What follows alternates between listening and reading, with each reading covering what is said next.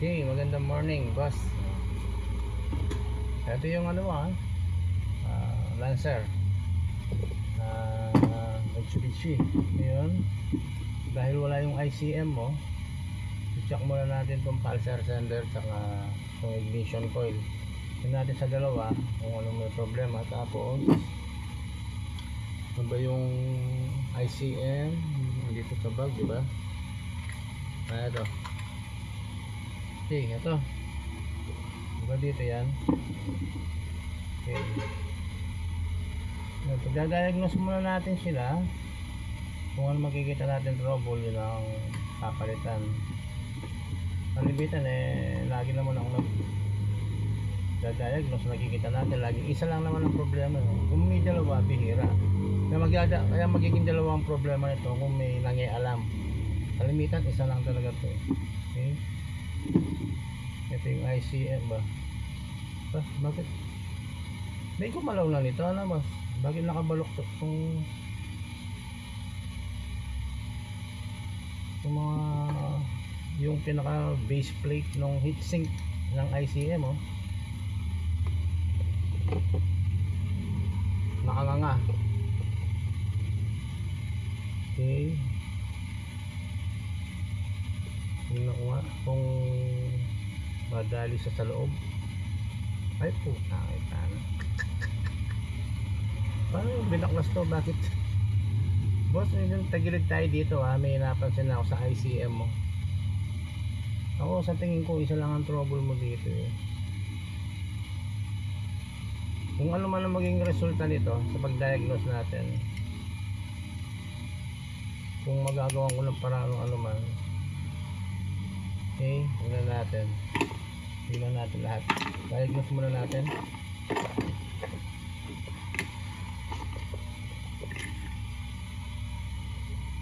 Unahin natin itong pulsar sender. Kukonek tayo dyan. Okay. Ayan. Pag pinihit ko lang yan, pati pala yung rotor basag, ito yung naiwan yung corona niya, yung crown tatanggal yan, nakatap to sa rotor, nakalagay itong mga corona, dalawa to. Ito yung snap lock, yan, nagsama na yun, pareho na lumabas, yan.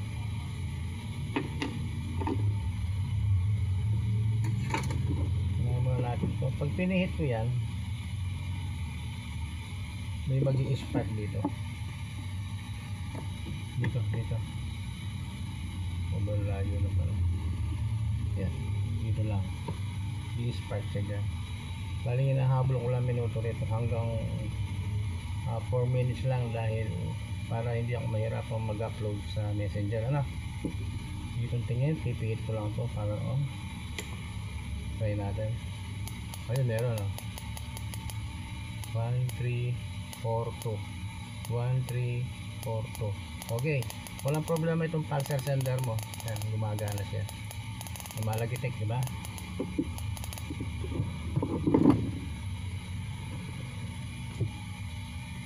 Ilaw, yan, para mas makita mo. Diba? Ipitik. Okay. Okay yung pulsar sender. Nalipat tayo ng ilang minuto na ba? 4 minutes na. Okay, ito po yung bali yung part 1 natin. Cut muna tayo. Okay, tuloy natin. Ito yung para sa part 2, dahil hanggang 4 minutes lang yung na-upload ko sa nire-record natin, para hindi naman ako mahirapan mag-upload sa messenger. Pwede naman 5 minutes kinakat ko lang. Hindi natin. Ito naman ko lang ditestingin natin. Napalitan itong coil na to. Okay, yan.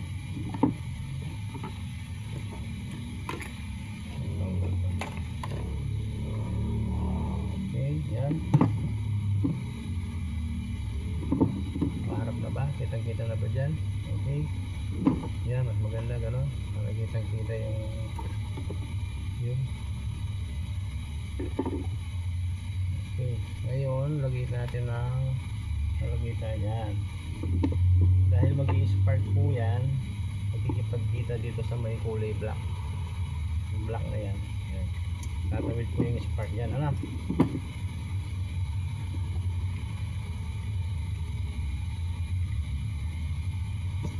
Wala. Try natin. Power on. Start. Okay. Wala.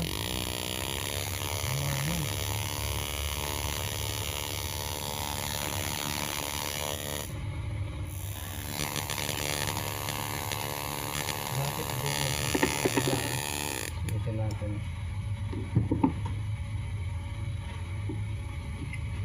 Ulit natin. So, lapit natin. Start. Ba't walang lumalabas? Wala. Dapat po nito ay dito lalabas ang spark. Ay, patingin ko lang. Dito po tayo makakita ng spark dapat. Okay? Dito po lalabas yan. Dahil malalim yan. Kung lalim nyo, may gits 1 inch, 1.5 hata. Okay? Bigyan natin ng gauge natin kung magkikipagkita siya doon. Yan, power on, start. Ay kana yun, full talaga. Ito, kasi dapat po boss, lalabas ang spark dito sa may mismo bunganga niya nga, yung sa tube. Yung tube na to, dyan dadaan yung kuryente. Hindi dito sa body. Okay, ayun o. Diba, kita mo ang lumalabas. Diba, gusto malapit lang eh. Ayun o. Mahilang-mahila na. Okay ito po, malinaw na ignition coil yung problema natin dito. Okay? Yun po ay papalitan natin yan. Ito. Okay. Ngayon, check naman natin itong ICM nyo. Dito, duda po ako dito. Hindi nangyayari tayo dito. Bakit binaklas nila? Parang ginanyan nila. Parang ginanyan. Oh. Kasi baluktot kung ano. Yan o. Yan o. Parang ginanyan o. Tsaka gumagalaw o. Bumuka o. Pinipigilan kong bumuka eh. Mahuhugot yung mga components sa loob niya. Pati disgrasya siyang gumagalaw maalog talaga tingnan natin i-check natin, pero ilalapat ko na yung heatsink niya, ilalapat ko dito sa base. Yan. Nakialaman na naman namang magagaling. Ano bang magaling na nakialam nito? Pag malitan distributor, akala nila magaling gawin. Ilang minuto na ba tayo? 4 minutes na naman. Okay, part 2 na po yan. Okay boss, nasa part 3 video na tayo. Tatlong video na tayo, tigpo 4 minutes po yan. Ngayon bubuksan ko to tingnan natin kung kaya kong i-revive tong ICM mo. Hinihiwa ko po dito yan. Tatanggalin ko yung cover sa taas. Yan. Kahit pa paano, kung kailangan makakasave tayo, mas maganda.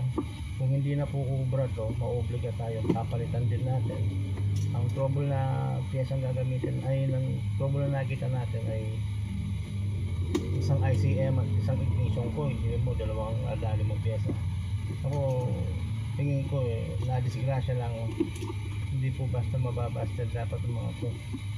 Isa lang, yung coil, napakalinaw po nun. Sa audio lang nag-focus pero itong ICM mo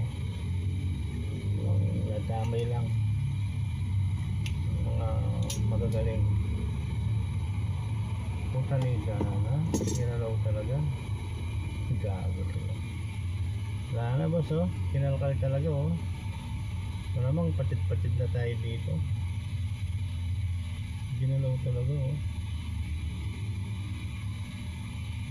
pinagkikialaman yung hindi alaman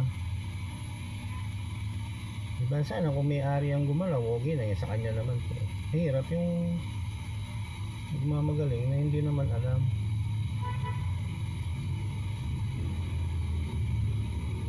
Ang wala, nagkadikit-dikit. Gumalaw kasi itong ano niya eh, heat sink. Nadali yung mga ano. Palitan tuloy yata ito.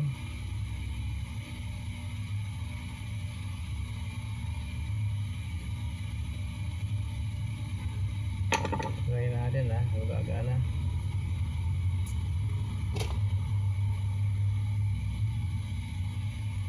Kaya pala sinabi nung may-ari na igniter ang sira.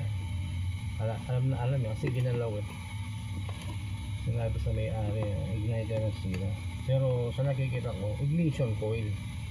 Kasi ginalaw nito. Pag tinanggal mo yan, tatanggalin mo lang yung tornilyo, wala dapat gagalaw dyan.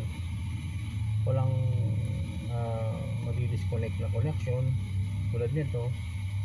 Kasi ang dami pong ano niyan, yung parang gelatin na dyan po, ano yun po, clear po yung colorless. Kaya po may ganun siya dahil yun po ang tinatawag ko na para may protection sa tubig. Hindi buhusan ng tubig, hindi magsishort. Kita-kita yung laman, no? Wala na yung gelatin niya, oh. Kinakyan naman.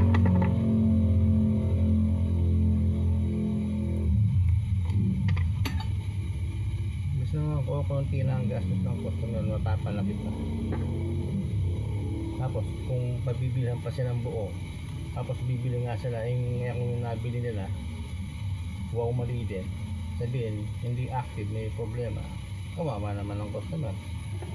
Ito nga igniter eh, nasira nung nakialam nito eh.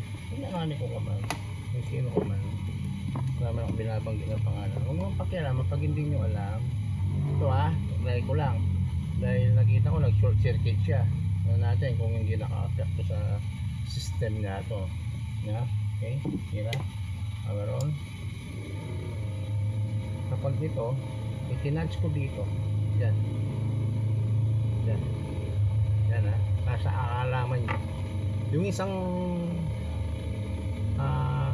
pasukan ng tornilyo ay tanso, tapos dito silver, diba?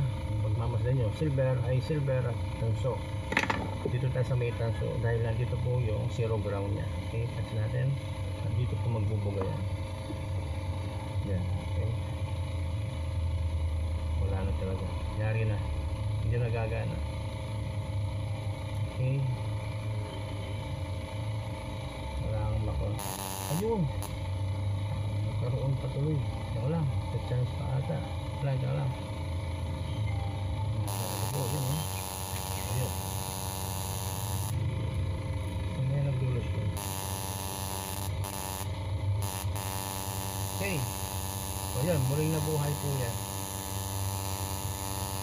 Okay, kinaagapan. Kina.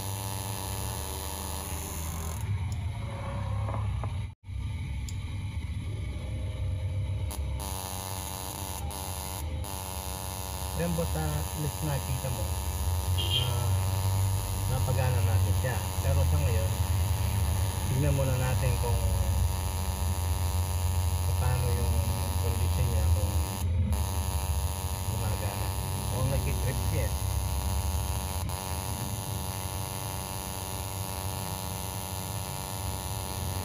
Standby muna, standby natin.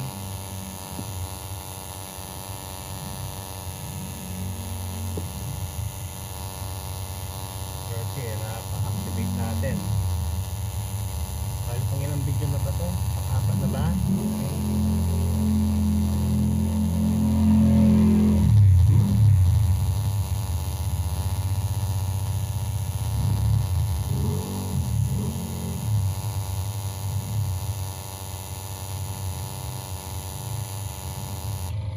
Kanita na. Tumirik. Saka lang. Tumirik. Di ko na. Kala ko is na, pero okay, standby muna. Okay, post muna yung video natin. Anyway,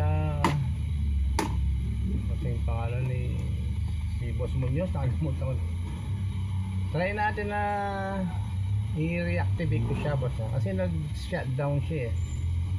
Try ko siyang lagyan ng component na tinatawag ko na, ano ba yun? Naubos natin. Maglalagay tayo ng resistor na ganito. Okay, 10K. 10K ang value niya. Tingnan natin kung hindi na siya magti-trip. Hihinangin natin siya dito sa loob. Init ko muna yung iron. Tapos i-collect ko siya dito. Ano, maalok ko.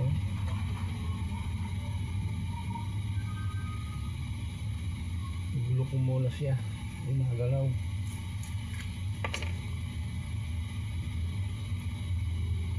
Umirik siya eh.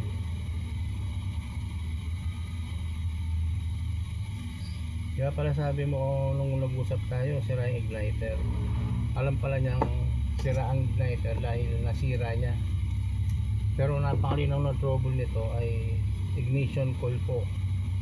Ang sasakyan mo, boss, medyo nakakapag-start pa to kahit hindi ko nakikita.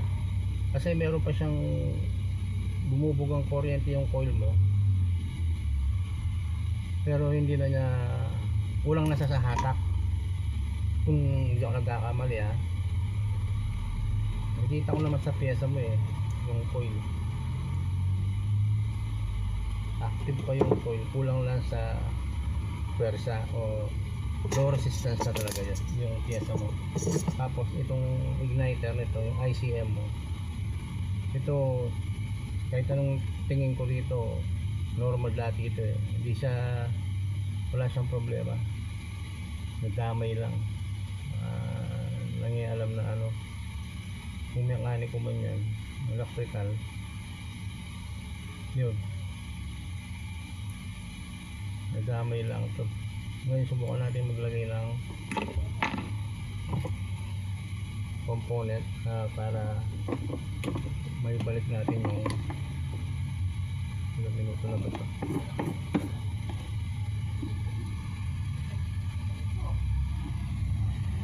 4 minutes na pala tayo. So 4 minutes na naman itong video natin. Okay. So another video.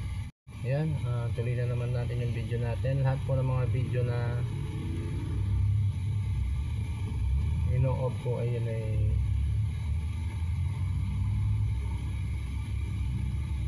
kahit putol-putol po yung mga video para may upload ko lang ng mabuti dito sa Messenger. Ngayon maglalagay po tayo ng component dito sa ICM. Hihinangin ko siya dito. Okay.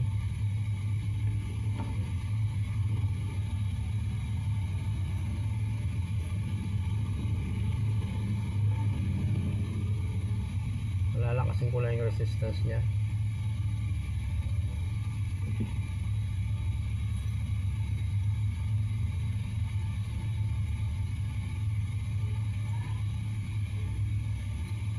Ayos ang lumikit.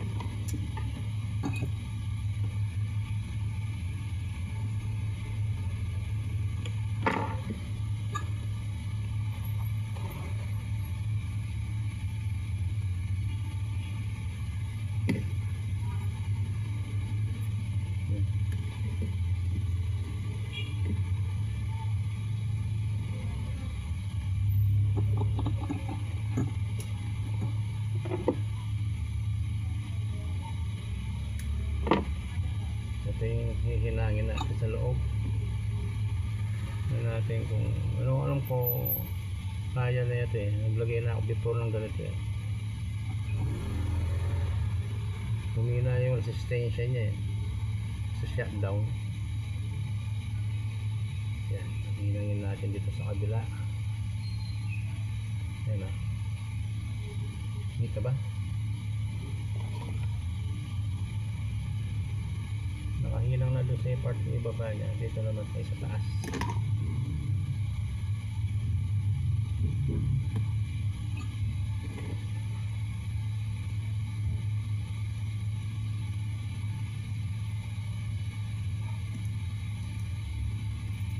Ito. Init.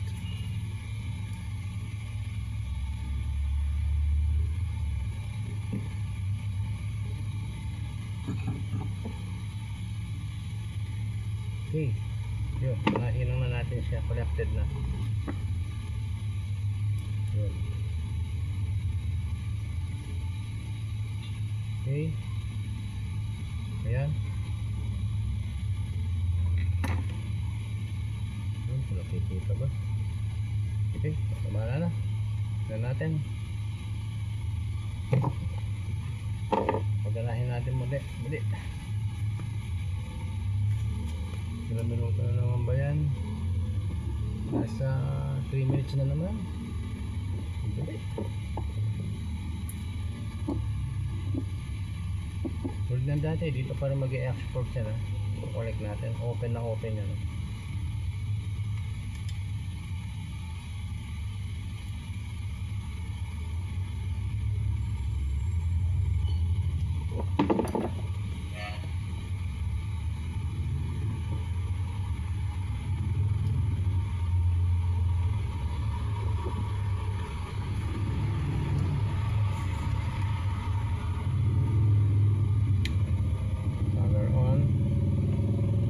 Gumagana na yung tester ngayon. Try natin i-tap siya ngayon. Bukas na bukas po yung ano niya. Open yung license cover. Touch natin dito. Yun. Diba? Tignan natin kung mag-tweet pa yan. Yun o. Diba? Magalang start yan. Okay, road test natin. Ilang minuto na ba ito? 4 minutes and 15 seconds. Lagyan natin siya na nakapagyan natin ng 5 minutes. Hindi, yung bali 15 seconds pa tayo. O 15, o tama, 15 seconds. 15 seconds na nga ba? Paabutin natin ng 5 minutes. Natin nasa 4 and 32 seconds. 35. And road test na. Lumakas yun. Nagbulan natin ng component. Bali malinaw mo dito, itong ignition coil na to, boss. Papalitan ko na yan, ha. Tapos pag pinalitan ko yan, papakita ko sa'yo itong galing sa loob na to. Papalitan natin yung ignition coil yan. Okay? Itong ICM mo, tawag dito, repair as a reactivation. Pinalakas kong resistance niya para gumanda yung buga ng kuryente. Ano? Okay, nasa 5 minutes ulit tayo. Kaya mo sa pang ilang video na tayo niyan. Sunod-sunodin mo lang yung mga panoorin ng video para tuloy-tuloy yung kwento. Hindi yung basta bahala nung pagsunod-sunod mo sa mga video. Okay. Kaya mo sa ngayon active na itong ICM mo. Kaya ganyan. Tatrabuhin ko muna ito. Hindi ko lang pakikita sa video kung paano kakalat eh. Medyo mabulis eh. Mahirap ito. Matagal. Tatanggalin natin yung ano. Kakalat ako. Parang magkasama. Parang nag-o-overall ako ng makina. Tatanggalin ko lahat yan. Lahat ng laman. Ilalabas ko lahat. Okay. Okay. Diyan muna tayo with boss. At least nakita mo kung paano naayos itong ICM mo. Okay. Open yan. Bukas eh. Tatakpan ko lang yan. Nakikita ko yung piyata ng sinilang ko. Kaya po lumakas ang piyata na dahil dito kanina nilagay natin yung component. Okay, resistor. Mag-resist siya. Okay, yun lang. Speed up muna tayo. Okay. Message kita boss. If ever na tapos na siya lahat. Hanggang mamaya. Hindi na tayo dito.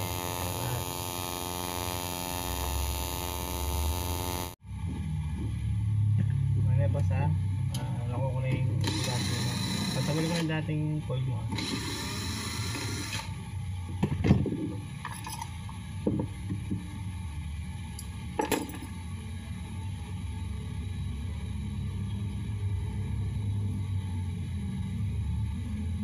Kunin ko lang yung socket.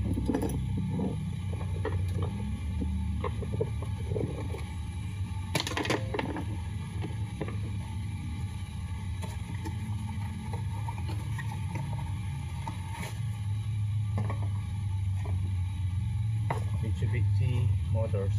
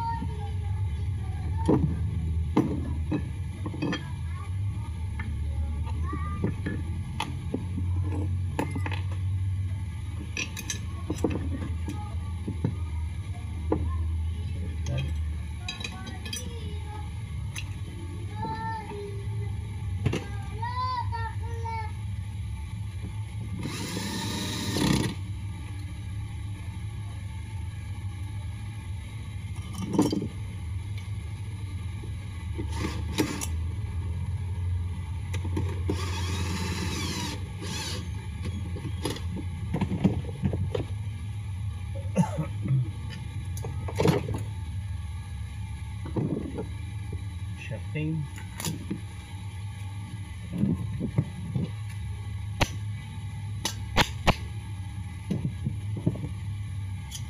Sumobra.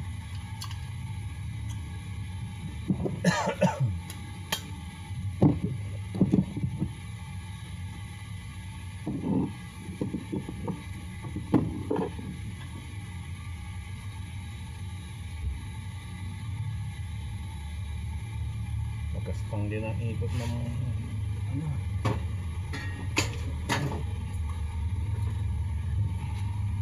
Yan natin ang WD para lumambot yung ikot. Ayun.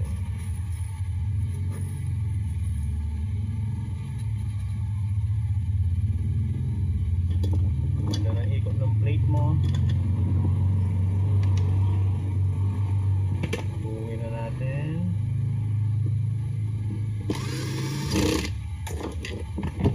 Lumulas na, oh.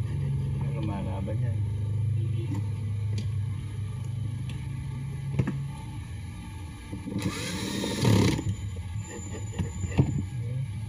Ito ha, bukas pa rin yung ICM mo. Hindi pa lagay yung cover niya. Nire-retain ko lang yung mga pyesa mo muna.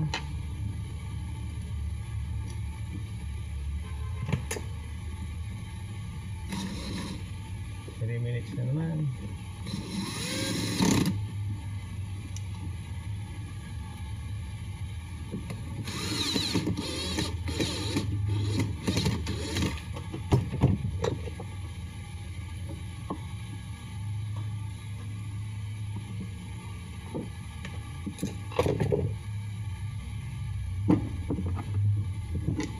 Vacuum.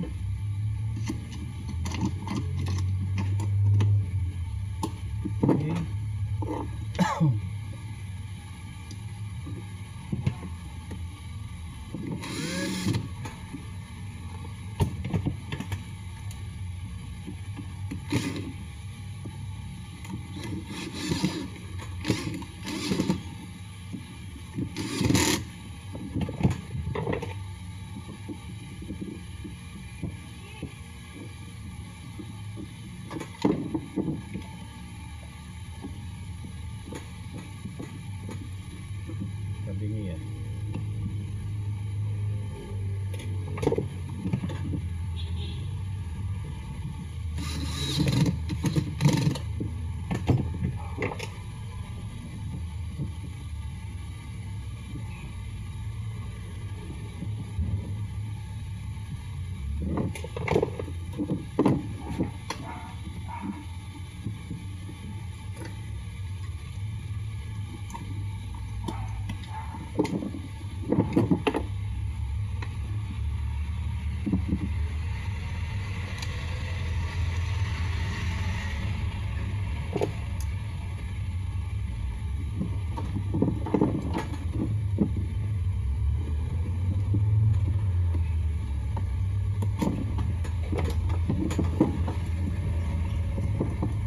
Okay.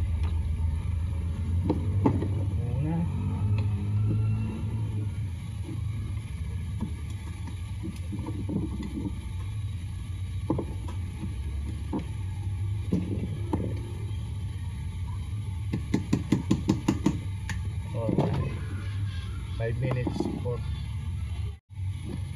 Okay boss, nabuo ko na. Okay na tayo ngayon. Ngayon itong rotor mo na nabiyak yung basag na, di ba? Kaya nakakuha tayo ng kapalit niya para makuha ang mukha niya. Ayan. Ayan. Original din siya boss na. Para pagsalpak ng isang bagong mekaniko natin, yung manong active na yan. Okay.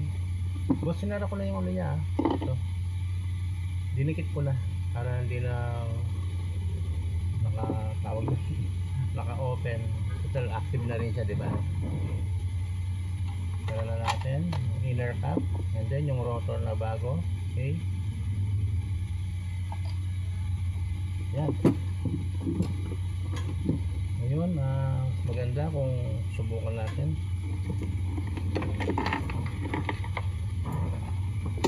Sabi ko na yung mga pinagpalitan mo boss, nandito na sila sa bag. Binalik ko yung mga nasirang pyesa. Mas makikita mo. Ngayon magpo-connect tayo dito. Paganahin na natin siya. Lahat ng photo boss connected na. So,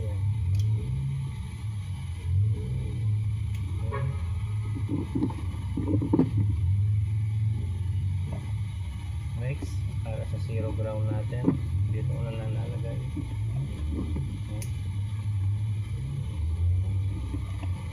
Tapos lalagay tayo ng tagasalubong para magipagkita dito sa yan. Yan po mag-i-spark yan. Nakikita yung dalawa na yan. Dahil connected tayo dun sa pulsar, connected tayo sa ICM, connected tayo sa bagong coil. Okay, pipihit ko lang yan. Tapos pipihit ko lang ganun yan boss. Yan. Pipihit ko lang ito. Lalabas po siya ng spark yan. Okay, power on. Yun, meron na boss. Meron na siyang output. Yan o. Taas natin konti. Yan o. Ilaw. Okay, ilaw. Patayin natin para mas maliwanag. Yun, di ba meron siya? Hihilahin ko siya. Ayan o.